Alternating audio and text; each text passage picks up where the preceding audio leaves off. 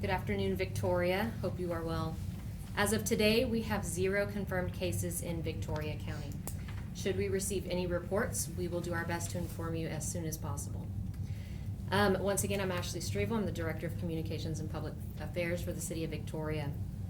As a reminder, these press conferences are available live or after each press conference. To find out which platforms, you can access our website at victoriatxoem.org.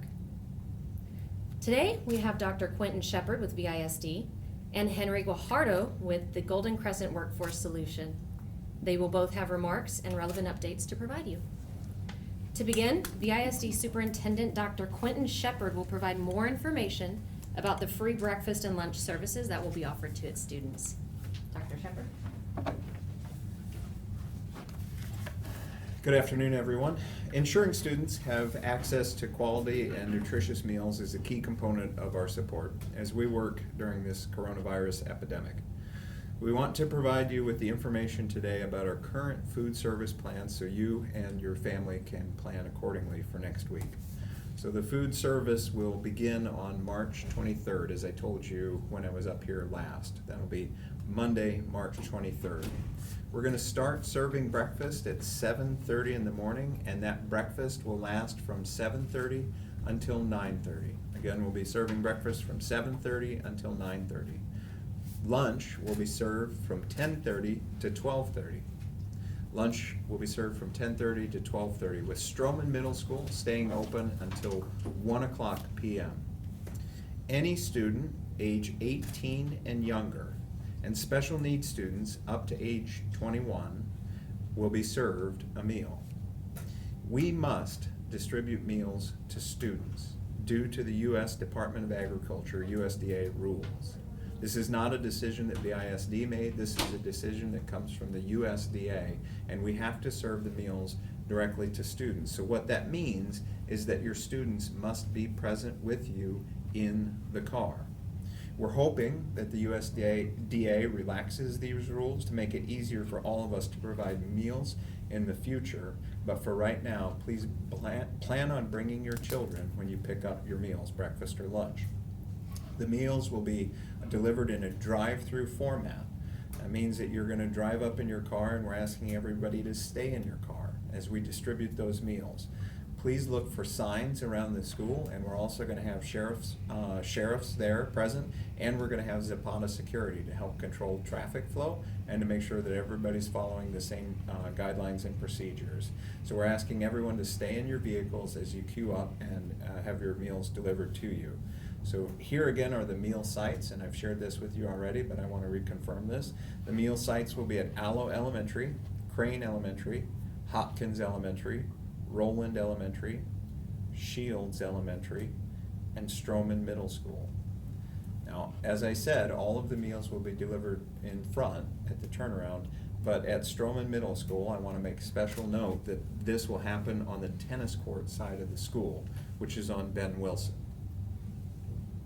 Again, just quickly, that's Allo, Crane, Hopkins, Roland, Shields, and Stroman. We're working on plans to provide food for multiple days at each pickup, but that's still a work in progress. So for next week, we're going to distribute these meals, breakfast from 7:30 to 9:30 and lunch from 10:30 to 12:30. At the end of this next week, starting on the 30th, we're working on plans that will allow us to distribute multiple days of meals all at once, because we recognize that this will be a bit of an inconvenience for folks to come back twice a day to pick up meals. What we're planning for the week following, this would be the week of the 30th, is distributing breakfast and lunch at the same time for multiple days. Our current schedule will look at Monday, so you would get all at once when you drive up, you would get both breakfast and lunch for Monday and for Tuesday. Then we would redistribute food on Wednesday, and that would be breakfast and lunch for Wednesday and Thursday, and then come back again on Friday, and we're going to distribute breakfast and lunch for Friday, Saturday, and Sunday. We're looking to provide meals over the course of the weekend as well. Couple of other notes, we're looking at providing dinner options for families as well. We recognize with the governor's proclamation yesterday that there may be more interest in food service for our community, and we're trying to adapt to that as quickly as possible. So we're looking at a potential dinner option, and I'll have more details on that next week as they become available. Also, it is our belief that young or old, no one should face food insecurity. So I wanted to let you all know that we're working with the food bank in the hopes that we can deliver more meals on Friday when we send food home with anyone who shows up, and that would be through the food bank. And specifically, I also wanted to mention Meals on Wheels for our older population. So Meals on Wheels is for anyone who's 60 or older and who is homebound. So if you or someone you know is homebound and 60 or older, there's a Meals on Wheels option, and we're working with Meals on Wheels now so that we can also distribute food. We recognize that we have a distribution process that's a resource in this community, and we want to use that resource to help potential homebound seniors that need our assistance right now. I'm going to give you a phone number. If you know somebody who could use these services, please write down this phone number and contact Meals on Wheels. That number is 361-576-2189. Again, that's 361-576-2189, and that's to get in contact with Meals on Wheels. One last note, for any of our families that lack transportation to our sites to pick up food, so for any folks that lack reliable transportation, I'm asking you to please contact the parent liaison at your home campus starting on Monday. You don't need to contact the home campus now because nobody's there to pick up the phone. But starting on Monday, if you lack reliable transportation to come pick up food, please reach out to your campus directly and ask to speak to the parent liaison. We're going to coordinate distribution food for only those people who need it. So please only call if you do not have transportation. Thank you all so much. Thank you, Dr. Shepherd. Once again, the free breakfasts and lunches for students will begin Monday, March 23rd. For more information, you can visit VISD at visd.net. So now we'll have some updates from Mr. Henry Guajardo about unemployment insurance. Is that right? Yes. All right. Good afternoon. Today I'm going to speak to you about unemployment insurance and some of the recent changes that have come about over the last couple of days. But first, the thing I want to mention to you is that I want to share some information about who we are and what our roles and responsibilities are as one of 28 workforce boards throughout the state of Texas. First, you need to understand that we are not the Texas Workforce Commission. And this is important because TWC, the Workforce Commission, is charged with reviewing and determining eligibility for unemployment insurance. Our role is to help you find employment.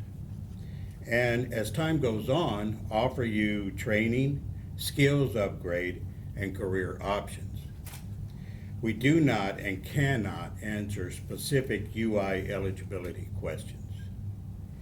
Here's some of the general UI information that you'll need when applying either online or in a 1-800 number that I'm going to give you. Now, if you've been laid off or your work hours have been reduced, you may be eligible for unemployment insurance. You can apply by going to the TWC website, the Texas Workforce Commission website, or by phone by calling 1-800-939-6631.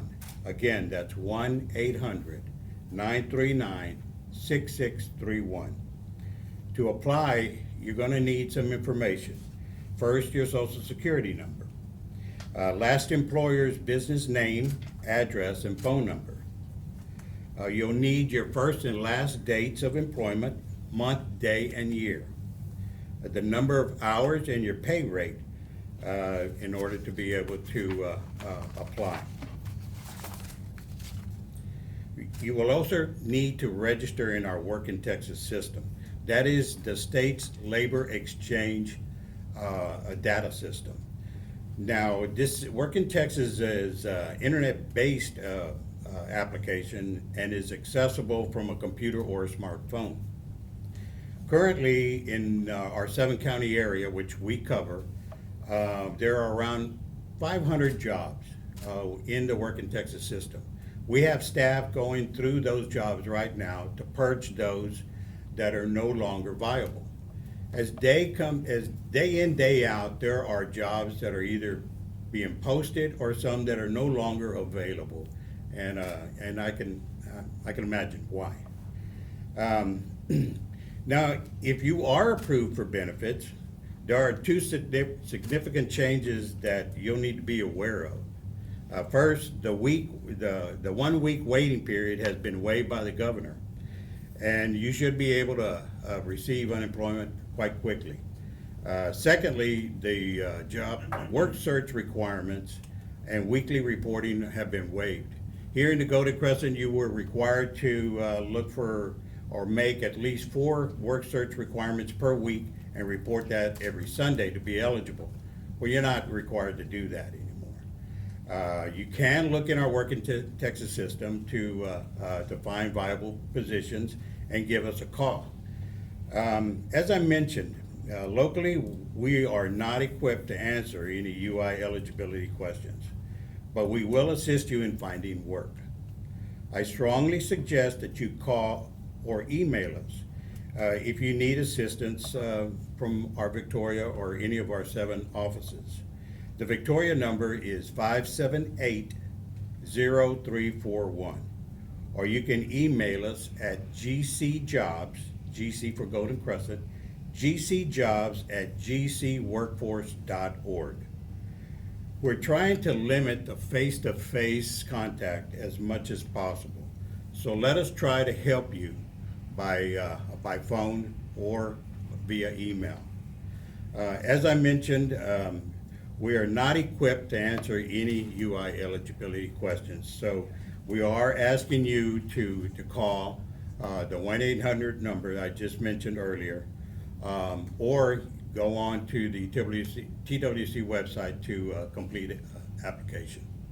That's what I have for you today. Thank you. Thank you, Mr. Guajardo. Once again, that number to call to apply for unemployment insurance is 1-800-939-6631. And to contact the Victoria office, 361-578-0341. At this time, we will open it up for questions.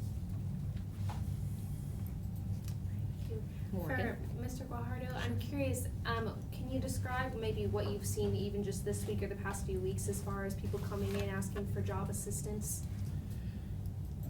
They are, and it's growing. We have seen a significant increase in individuals filing for unemployment, and I believe it's going to increase. We've had these types of experiences before, but not quite like this. So, we are helping where we can. The Texas Workforce Commission is actually in overtime, and you may have a wait time when you do call the 1-800 number, but you need to show patience. I strongly suggest that you fill out the application online, and if you have any questions, you can call later. Have there been things in the past, I don't know if Hurricane Harvey or different times that you've also seen an influx of people coming into your office that this is comparable to right now, or how does this compare to other times? Maybe there have been layoffs throughout the area? Well, there is no comparison. Everything is unique. Mm-hmm. The recession in 2008, 2009 is unique. Hurricane Harvey is unique. Mm-hmm. In Hurricane Harvey, we had individuals that filed for unemployment, but they turned around and went to work quite quickly. In 2008, 2009, there was quite a bit of disruption in the workforce. We saw a lot of individuals, because of the stock market, lose their retirement, had to go back to work. We received an influx of funding during that time period to help people prepare for better times, to get additional training and skills upgrades so they can become more marketable when things got better. And they did get better, and they'll get better now. It's just we have never experienced anything like this before. No.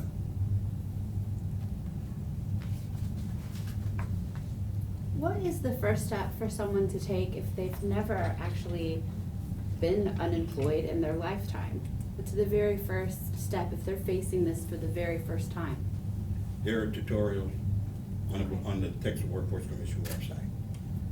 And if you have any problems, you can always give us a call. We will work with you while you're online to show you what you need to do.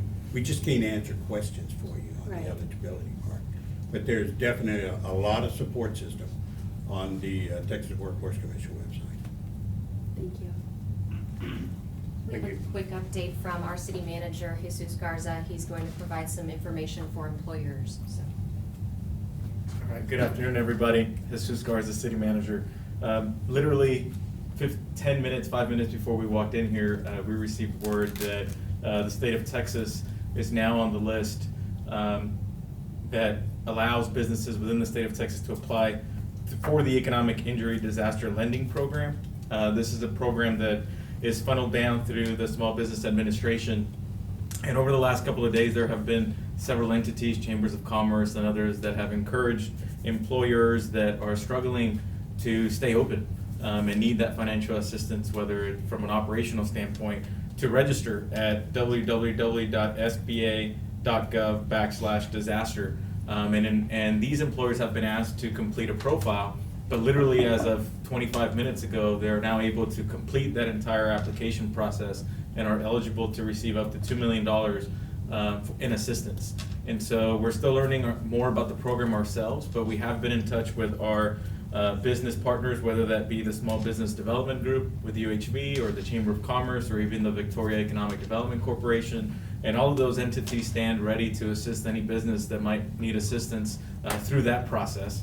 And again, we'll provide more information over the next couple of days, but I felt it was important to also send a message to the employers that we're also watching out for their best interest, that we also understand the challenges that they're facing, and hopefully they can seek assistance through this program. And we know that they have a lot of questions. Trust me, we've been getting a lot of questions through our hotline, also from employers, asking HR related questions. And so we're here to help them as well and support them. And as I mentioned, over the next few days, we'll gather more details on that. But big picture, Texas is now on the list of states where businesses can qualify and complete the application for the Economic Injury Disaster Lending Program through SBA. And once again, that website is www.sba.gov/disaster. Thank you. So we'll open it back up for questions if you had more for Guajardo or Mr. Garza or Clinton. Yes, sorry. Sure. I'm just curious if you can kind of put a range maybe to this. I know you said every situation is unique that leads to layoffs and what that kind of looks like in the community. Can you put a range or a number at all to the severity that you're seeing right now of people coming in looking for assistance for jobs who have maybe lost their jobs because of this virus? Individuals that are getting laid off, either completely or even a reduction in hours, are filing for unemployment insurance. As I mentioned, the work search requirement has been waived, but unemployment insurance is anywhere from $80 to a little over $500 a week to cover the bills. So there are individuals that are looking for work, and they'll continue to look for work. When they're filling out an application and work in Texas, it'll behoove them to complete the application with as much accurate information as they can. Certifications, work experiences, everything that you enter into our Work in Texas system is going to better match you to positions. So yes, there are people looking, and they'll continue to look. It's just quite a few number of those individuals that are looking now.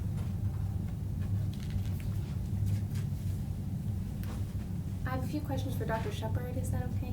As far as what you were talking about with schools, you touched on families that don't have vehicles and the number, or the liaison, I believe, at their home school they can call. Can you describe a little more what that would look like after they make that phone call, maybe with the plans in place for those families? So depending on the unique circumstances for those families, we're gonna let the parent liaison work directly with those families.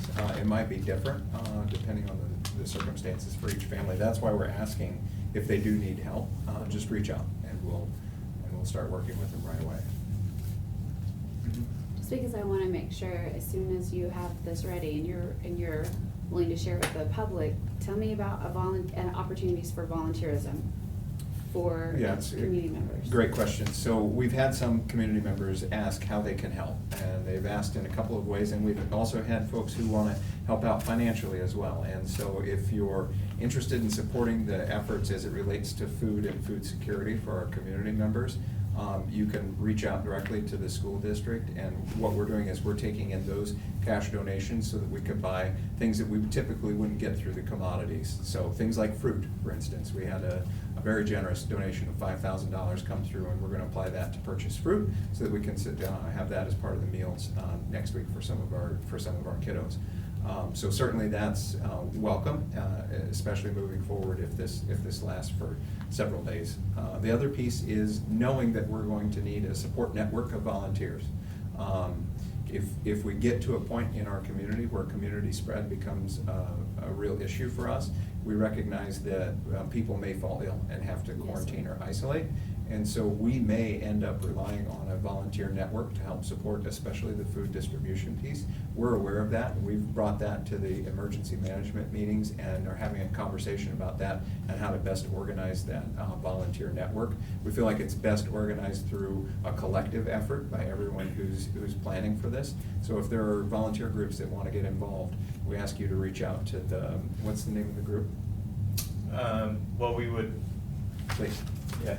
So we would, if, for those interested in wanting to volunteer, we've set up a structure with, I think you've heard us say that the city manager's office has taken over this role of liaison, but we've activated within our structure of VOC, we've activated volunteer coordinators, and so we now have 2 volunteer coordinators, one that's an employee of the city, one that's an employee of the county, and over the last 24 hours, we've been trying to establish that structure. You also may recall that after Hurricane Harvey, there was sort of a resurgence of a lot of community leaders that got together and created the COAD. And so we've activated that group and we're in conversations with them. But Dr. Shepard is right, we want to establish that structure. We want to have one central point where people could donate money for those that want to donate money. We want to have one central point for people who want to donate with physical goods. We want to have one location for that, right? And we want to have one location where people who want to volunteer their time, they can reach out and sort of get on a list. And so we're still hammering out those details, but in the interim, if there are people that are interested in at least temporarily being put on some kind of list, they could call the hotline. Perfect. And the folks on the hotline side could take the information from the people. And I don't know the phone number off the top of my head, but I'm sure Ashley has it on her notes and she'll repeat it in a second. Being back here, I don't need to call it, so I don't have it memorized, but Ashley will share that in a second. I have a question, Mr. Garza. We've had some, sorry to bring okay. you back up there. We've had some people, obviously, with just the changes in the past few days with restaurants, maybe having less staffing, not doing in-person dining, having extra food that they're looking to give away. Is the city coordinating, or have you heard about those efforts, or restaurants looking to do this and opportunities for them to do so? We had not, but that's a good thought, and we'll make sure that we follow up and put a message out. It's obviously better to use it than it go to waste, right? Yeah. And we don't want to waste that. I'm sure nobody does. Right. So we'll make it a point to proactively reach out to different restaurants in town and get a sense of what they have. So thank you for that suggestion. Any other questions? Just to repeat the hotline number? Sure, absolutely. Does that mean there's no other questions? Okay. The hotline number, once again, is available Monday through Friday, 8 a.m. to noon and 1 to 5 p.m. And that number is 361-580-5796. So I'll ask one more time. Does anyone have any more questions? No? Okay. Well, I just wanted to take a moment to thank our speakers for taking time out of their busy schedules to come and address some of your commonly asked questions. I also want to thank the media who's present in helping address a lot of these very important topics and getting them out to the public in a timely manner, so thank you for being here too. Once again, links to each day's press conference videos can be found at victoriatxoem.org. Daily recaps will be provided on our city and county's Facebook pages in English and in Spanish. I just told you the hotline, but once again, that's 361-580-5796.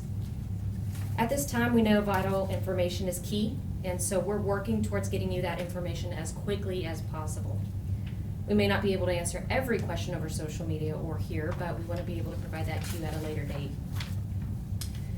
In the coming days, as Mr. Garza mentioned, we will be attempting to get subject matter experts throughout the community to come and address during this transition their areas of expertise. And so tomorrow, we do plan to discuss business recommendations, so please be on the watch for tomorrow's press briefing. At this time, I want to take a moment to remind you all, Victoria residents, it's important now more than ever to adhere to our guidelines established by our local, state, and federal officials, which are in line with the Center for Disease Control and health experts. We must all be responsible citizens and do our part to help mitigate the spread of this new virus. I thank you all for your time, and we'll see you here, same time, same place, tomorrow. Thank you.